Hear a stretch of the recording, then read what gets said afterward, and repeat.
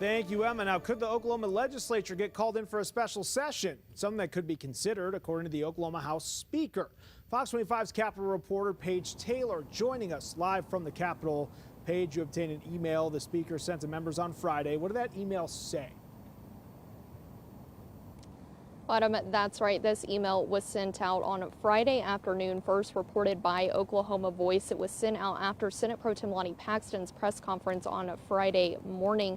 Now, the legislature is set to adjourn a couple weeks early, but as we learned from this email, they might end up coming right back here to the Capitol.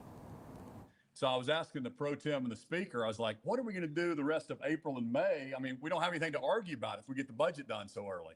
A lot has transpired since the governor jokingly made that comment back on April 1st when a budget deal was announced. Kyle and our friends, we have a couple little disagreements right now. We'll work our way through that.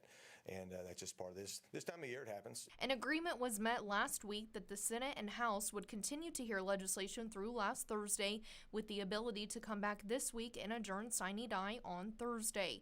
But the Senate has not taken up any legislation since last Tuesday. Senate Pro Tem Paxton attributes the reason to working efficiently and already hearing all the bills they wanted to. This has caused some division between the House and the Senate, as priority legislation for some lawmakers is in limbo. After Paxton's press conference on Friday morning, responding to comments from House leadership, the only reason we're here today is because I felt there was enough things that were said that were inaccurate that I needed to respond to.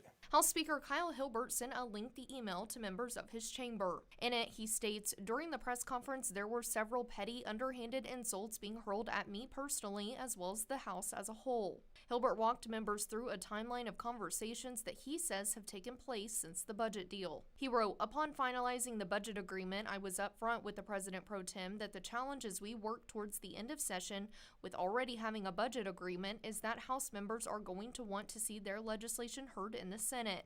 I brought up this concern no less than 3 different times during negotiations.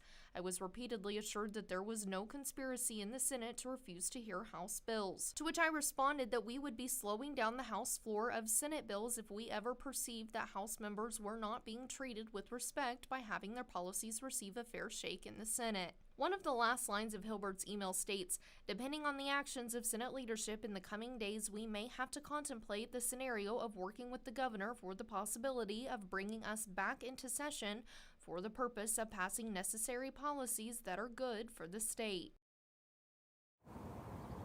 State statute says the legislature can call itself into a special session that would take 2/3 of the Senate and then 2/3 of the House signing on to that. The governor can also call the legislature in for a special session. I reached out to the governor's office to see if that is something he is considering, and if so, what priorities and what measures would he want them to take up. I have not heard back yet. Reporting live at the state capitol, Paige Taylor, Fox 25 News.